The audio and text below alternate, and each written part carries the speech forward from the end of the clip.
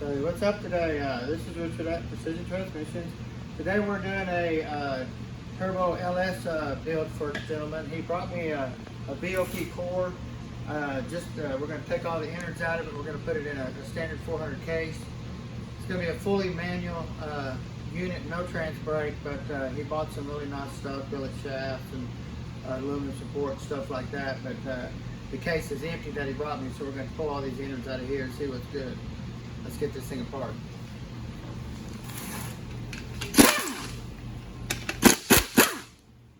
Even though this is an Oldsmobile 400, it's got the dip in it right here instead of the Chevy version right here. Chevrolet version, Oldsmobile Pontiac version. But we're going to take everything out of this and put it here. We're not going to cut the bell housing off. We're going to leave the bell housing on it and stuff too. But it's going to be a really nice unit when we get done.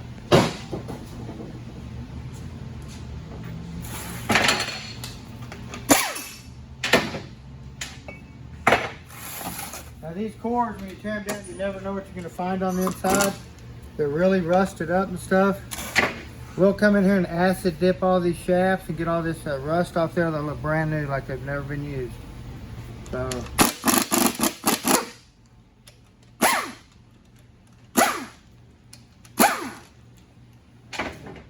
Thought I was going to use my impact, didn't you, for a second? My hammer. But we'll do away with this governor here, since we're going to be fully manual. We'll block it inside the tranny itself.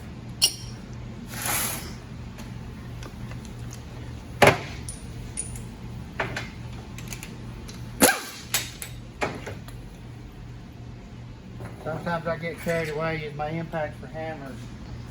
But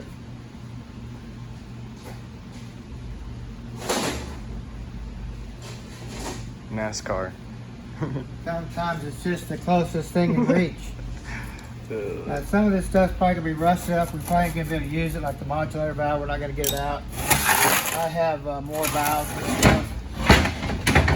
But the main thing, we want to see if we can get in here and use some of the hard parts on it and stuff. I think something was living in there. One point or another. Now we are going to put a deep pan on this. High flow racing filter and get rid of this paper style filter. Ours will be a metal screen. The tube will be about this much longer, the pickup tube for a deep pan.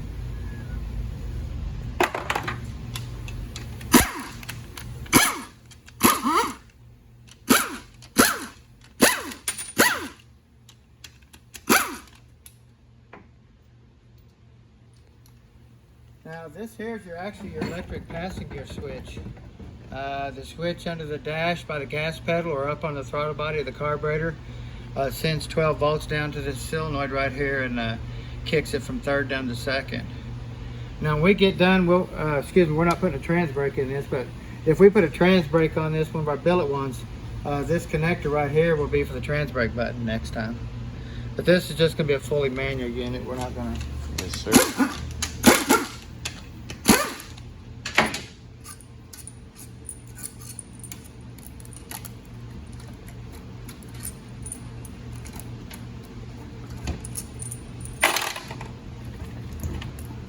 Most of this tranny is going to be probably junk. We'll take it apart and look at it to see if we can save. But most of it's probably going to be junk.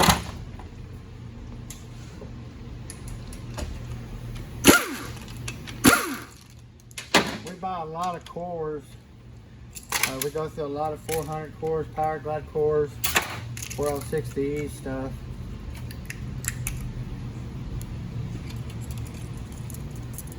I would like to go through a lot of detail on this, but I really ain't got time because they changed these 400s up a lot right through here.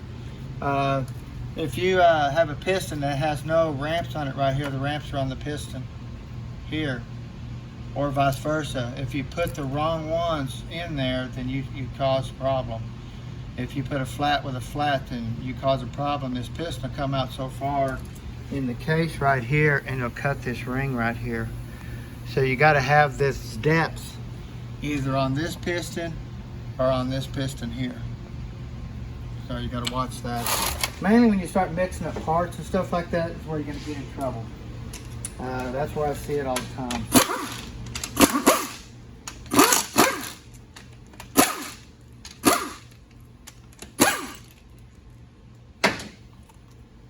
This is your reverse band servo and accumulator for your intermediate.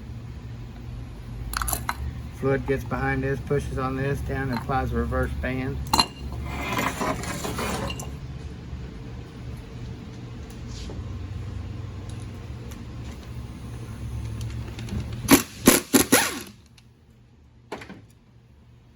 Anytime you take this bolt out, no matter how you're going to do it, you're going to put a lip up right here. You need to always flat file that back down when you're assembling your tranny back, because it will always be there. You can see it too in the video. You just can't help it because it's hard to get a socket on there. You notice I've grinded on this one just to make it a special socket to get down in there, and it still can cause that right there. So.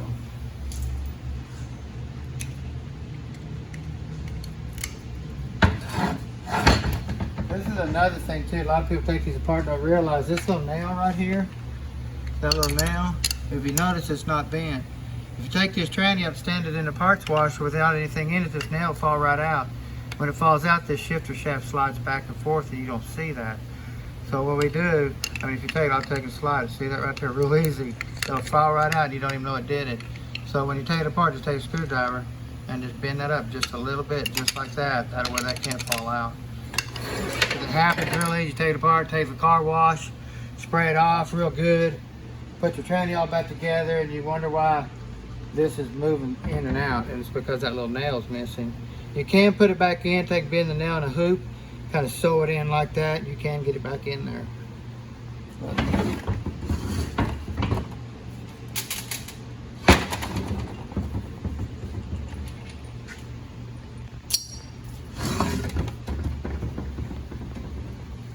Now we got a 6-bolt pump right here.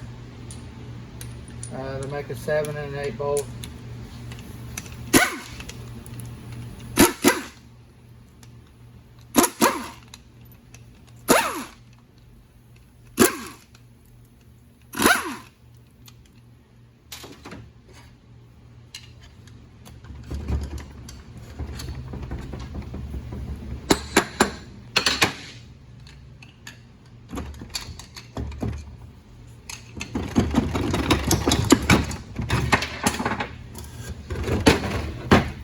Normally this will just slide out real easy. These two pieces wouldn't be connected, but it's rusted together solid.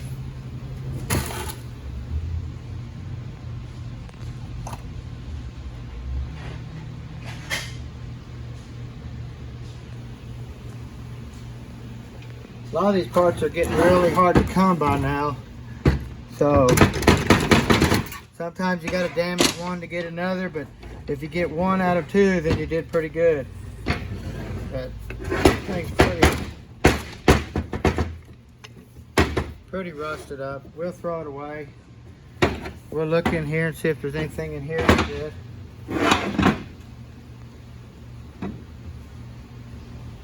Now you remember, this is a customer cord that he brought me. This here is your forward clutch.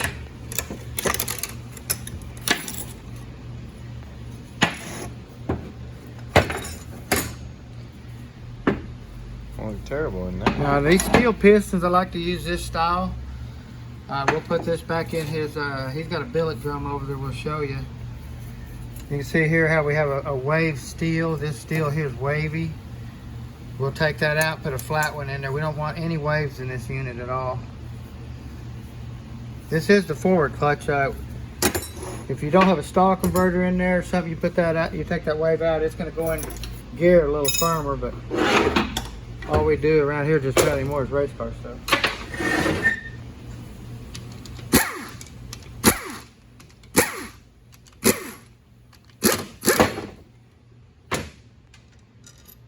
This old pump's pretty much gone. All the rust down inside here, around the rings, it's pretty much junk. We get in here and look at it here, it's just totally not worth saving. I can't soak it enough to get all that out of there and make it good. It's sad to see it that way, We'll get this gear out though now. If this gear's good, then we can use this body again. Now what we'll do is we'll acid dip this and clean this all out and inspect this through here. Because believe it or not, this piece here can be saved. That piece there probably cannot. A lot of these parts, like I said, are really hard to get. It's sad that it got water that deep down inside of it. Now this here is your third gear clutch. It's called a high reverse, really. It comes on reverse and third gear. It's used twice.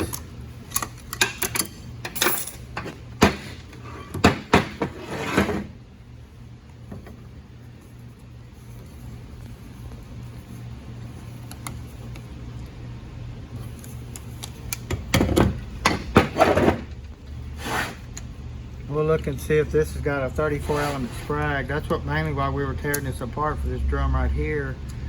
Because anytime you make them shift into second gear firm, you want to change this drum from a roller to a sprag. And this is just a standard roller style drum. It's not worth anything. I mean, we can put it in a stock unit and stuff like that, and it'll hold up good. But now, you know, 500, 700, 1,000 or 1,000 horsepower, I mean, it won't work.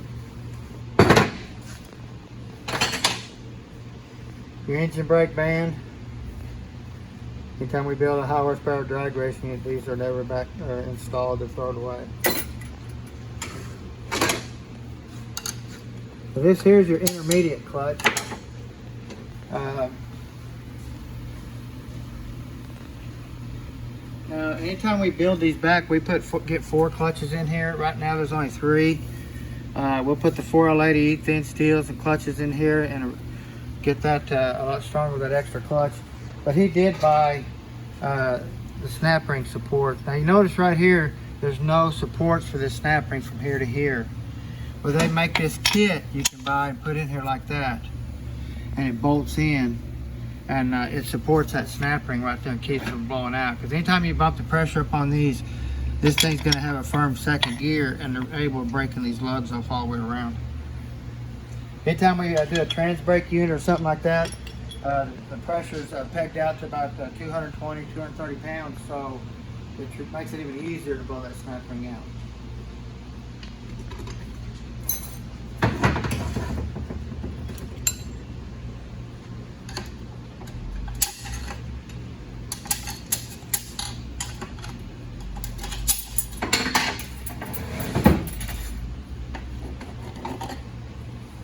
Now you can see this is just a 3 clutch system. We'll go back with a 4 clutch. Still does not have no wave here. So I can tell you the tranny's been into before, because all GMs come out with a wave in the intermediate clutch pack right there.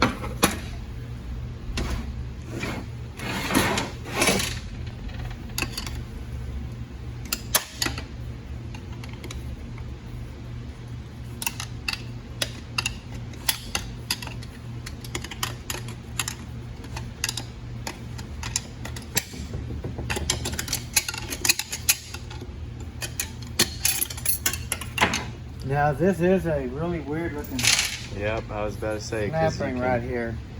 This snap ring is flat on one side and beveled on this side. I don't know if you can see the end of that. Mm-hmm. Yep. That's beveled right here. Do not put that in like that. It goes just like that, bevel out. So if you put it in wrong, it'll pop right out. It does not match the groove down in there for this snap ring. A lot of people put this one in first and then put this one in. It'll go right in there, but when you stick it in, being that that's ramped, when the second gear clutch comes on, it just uses that ramp to squeeze that snap ring in and shove it right out. See, so you gotta be careful when you put them 2 in there. It's real easy to do it wrong, and first time it makes a second gear shift, it goes to neutral.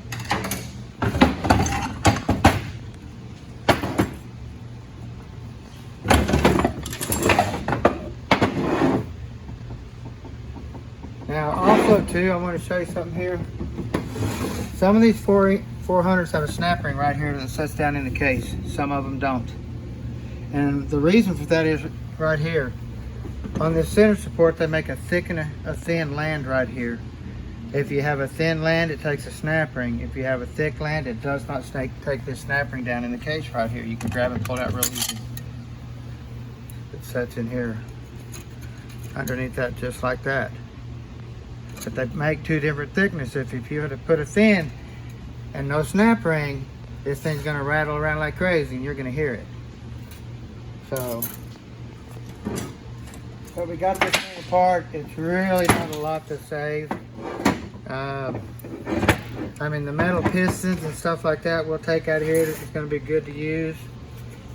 All the bearings are no good. I mean, there's just so much rust and damage. Even the reverse band is just totally not worth using. So this core basically is a core that's going to go in the trash trailer. We're not going to be using anything out of it pretty much. Maybe the pump body, I believe we can probably acid dip it and clean it up and put new gears in it, save it. The steels and stuff we can probably use, but basically other than that, there's nothing that we can use. But we can go over here and let me show you a few things this gentleman did buy. Now we are going to be putting a billet forward drum in. This is a really nice one.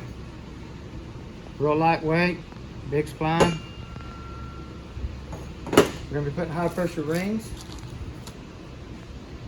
We're going to be putting a 34 element sprag 4L80E drum. I showed you that one over there that had the rollers in it. We're going to be going with a billet aluminum center support, real lightweight. We're going to be going with all high energy clutches. These are really nice clutches. These are the same clutches that they in the Allison school buses and stuff like that. They're real aggressive. They'll eat the steel up before they eat the clutch. So also we're going to be going with a high flow filter. Screen style. You can kind of zoom in there and you see the screen instead of the paper. I mean, you can see that. So these flow a lot of fluid right there. It doesn't starve the pump or anything like that. So if y'all need anything done, give us a holler. Precision Transmissions. We'll do it really right for you. Y'all have a good day.